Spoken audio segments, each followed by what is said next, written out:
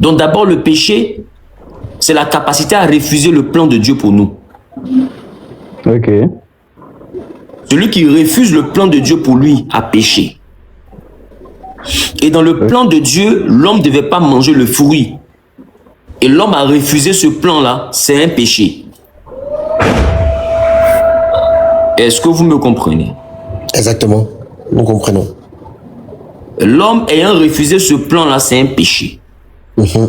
Et ce péché-là a fait que l'homme a été privé de la gloire que Dieu lui avait réservée. Donc le péché peut envoyer l'homme à rater la gloire de Dieu dans sa vie. Parce que la gloire de Dieu est liée au plan de Dieu. Ok. La gloire de Dieu et le plan de Dieu sont indissociables. Parce que c'est la finalité de son plan qu'on appelle la gloire. Parce que tout ce que Dieu a appelé, à la fin on dit il les a glorifiés. La finalité de l'appel de Dieu, c'est la gloire. Okay. Et quand Adam et Ève ont désobéi, ce péché va avoir une conséquence directe. Ils seront privés de la gloire d'Éden. Donc oui, je crois que le péché, la désobéissance, l'offense ou bien manquer le but de sa destinée peut priver quelqu'un de la gloire de Dieu. Maintenant, nous constatons, si on veut ramener la gloire à ce que Dieu veut faire de matériel dans notre vie, nous constatons qu'il y a des personnes qui pêchent coefficient 4. Mais à qui le ciel fait quand même grâce de prospérité et d'abondance. N'est-ce pas? Ok. Si c'est ça là qu'on veut appeler la gloire, comme d'autres appellent ça la gloire, ce qui n'est pas mon cas, parce que tout ce que Dieu nous donne de matériel, pour moi, c'est un moyen que Dieu met à notre disposition pour accomplir sa volonté et nous conduire à sa gloire. Si c'est le matériel là que beaucoup appellent la gloire, alors on pourrait dire que le péché n'empêche pas la gloire. Ce que je ne partage pas comme avis, le péché ne t'empêchera pas de prospérer. Mais le péché peut te faire perdre la gloire de Dieu. La gloire de Dieu n'est pas la prospérité. On peut connaître la gloire de Dieu sans être milliardaire. Bon, je ne sais pas si on a la même compréhension des choses. Parce que lorsqu'on parle de gloire, beaucoup s'imaginent qu'on parle de réussite matérielle, réussite financière. La preuve, Satan a demandé à Jésus de se prosterner, ce qui était contraire au but de Dieu. Et il allait lui donner en contrepartie quoi? Toute la gloire de la terre, la gloire des royaumes. Donc il y a la gloire des royaumes, il y a la gloire de la terre, il y a la gloire de ce monde, et puis il y a la gloire de Dieu. Or, moi je parle ici de l'enfant de Dieu qui recherche la gloire de Dieu. Avoir de belles montres, avoir de belles voitures, avoir de belles maisons, tout ça c'est la gloire. Mais c'est la gloire de ce monde.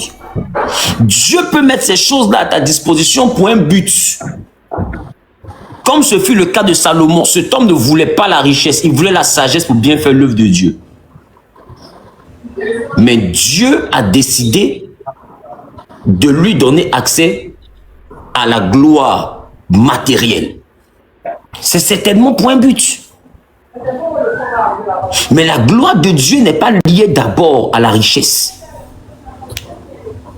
Donc le péché peut faire perdre la gloire de Dieu. Et la plus grande gloire de Dieu s'appelle la vie éternelle.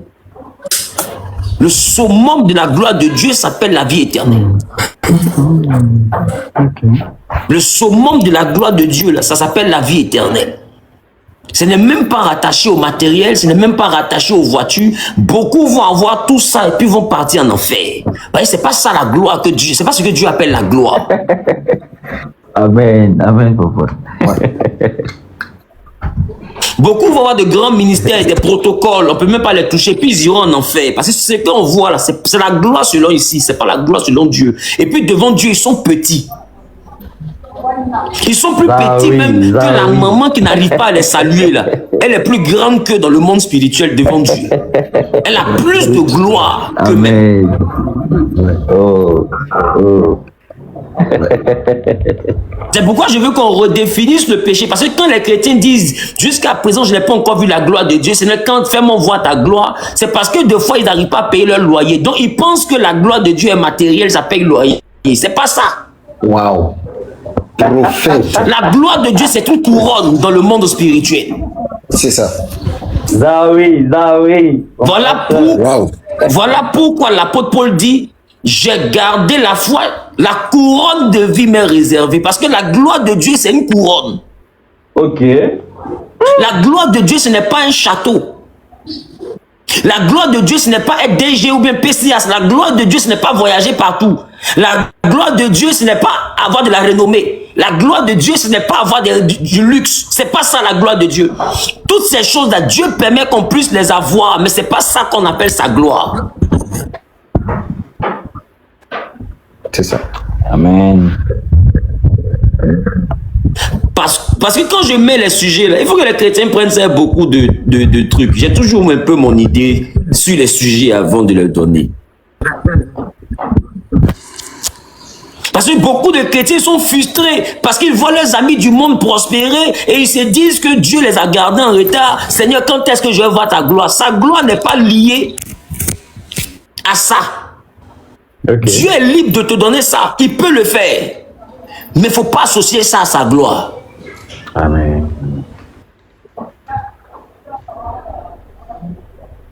Dieu sait qu'on a besoin du matériel, mais n'associons pas le matériel à sa gloire. Il faut qu'on comprenne que le matériel appartient au règne terrestre et la gloire, elle est céleste. Ok, exact. Et le terrestre ne va jamais être l'équivalent du céleste. Peu importe l'éclat de ce qu'on te donne sur terre.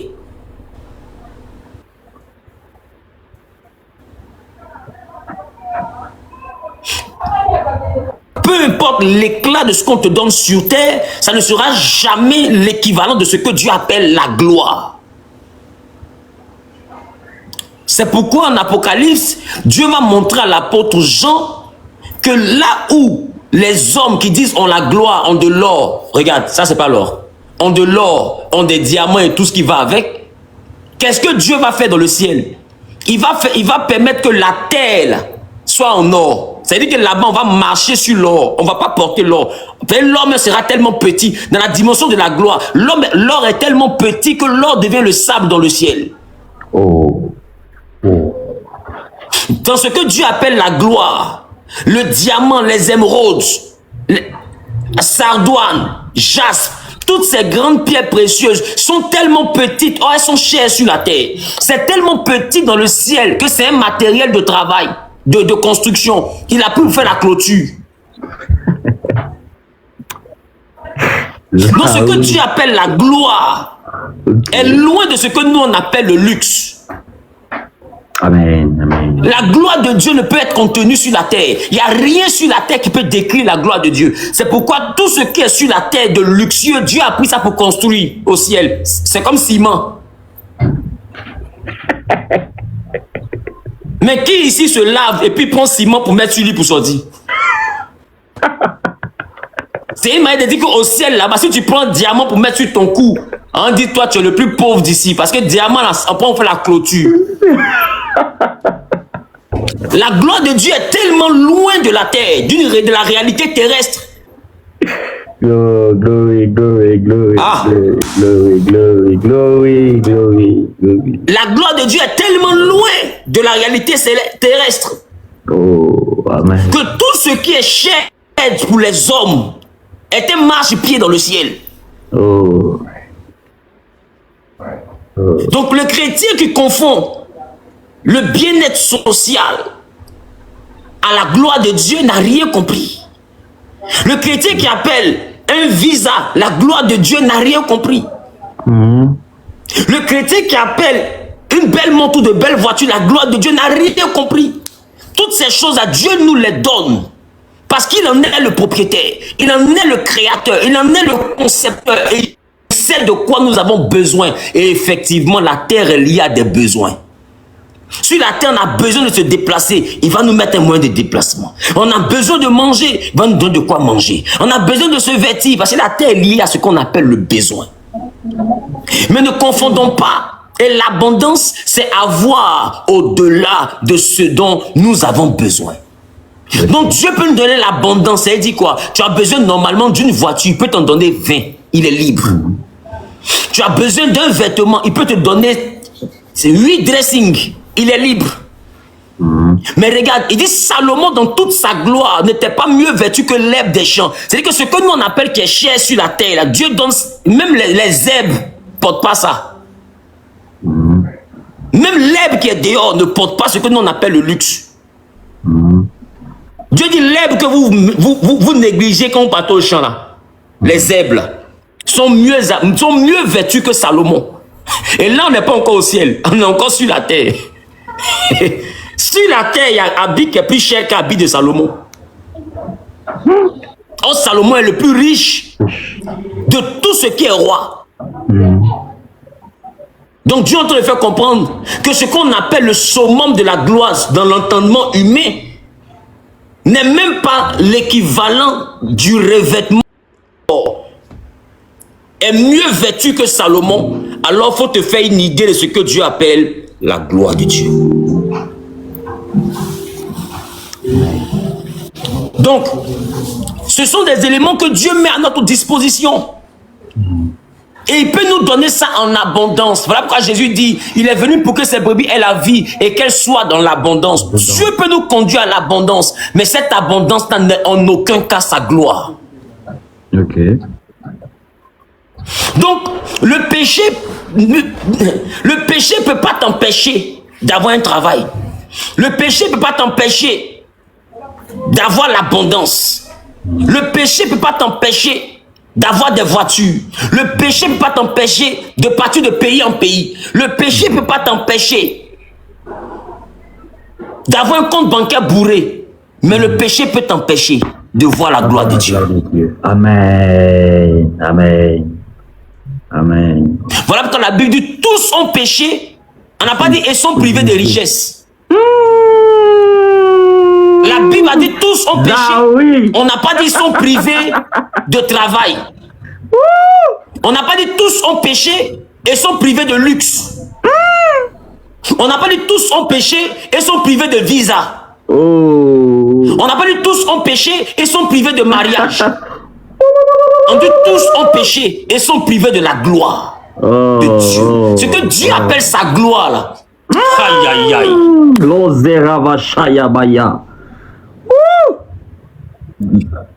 Je ne sais pas si je parle à quelqu'un ce matin. Amen, amen, amen, amen. Ce que Dieu appelle sa gloire, ça va au-delà de tout ce qu'on peut prendre pour orner notre corps. Si Dieu nous donne des choses pour orner notre corps, pour mettre comme des bijoux, glorifions son nom. Si nous donne des vêtements, magnifions son nom, mais c'est loin de sa gloire. Ne perdons pas sa gloire. Amen, amen. Parce que ça là, ce n'est tellement rien que si Dieu te voit t'attacher à ces choses-là, il va dire, il n'y a pas plus gawa que toi. Parce que c'est tellement loin de ce que lui il appelle sa gloire. Amen. Que tu ne peux pas t'attacher à des vêtements, tu ne peux pas t'attacher à des véhicules, tu ne peux pas t'attacher à des bijoux. C'est tellement loin.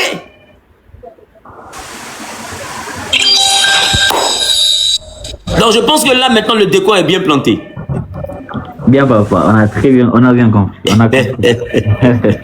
C'est loin de ce que nous pensions vraiment, c'est loin de ce que nous avons pensé. Comme toujours. De ce qu'on nous prêche. Kingdom. C'est loin de tout ça. Voilà pourquoi. Oui, allô pasteur, donnez-moi quelques secondes. Il n'y a pas de souci, on fait monter quelqu'un d'autre. Mais vous restez là, dès que vous êtes là, vous allez prendre la parole. Papa, voilà pourquoi lorsque Visionnaire, allons-y. Voilà pourquoi lorsque Moïse demande à Dieu, si je te veux grâce à tes yeux, fais-moi voir ta gloire, Dieu lui dit, ni personne ne peut me voir et rester en vie. Parce que Moïse demande la gloire, mais Dieu lui présente son visage. Il dit que non, tu peux me voir. Donc la gloire, c'est au-delà de ce que nous croyons, de ce que nous pensons, de ce que nous demandons parfois. C'est trop loin. La gloire de Dieu peut nous tuer. Ouais. Personne ne peut voir sa gloire. Personne ne peut me voir et rester en vie. De la manière dont on voit le luxe, et puis ça nous choque, et puis on est sidéré là. Il dit ça, ce n'est rien comparé à sa gloire. Donc si la gloire arrive, ça va couper ton souffle. C'est tellement élevé.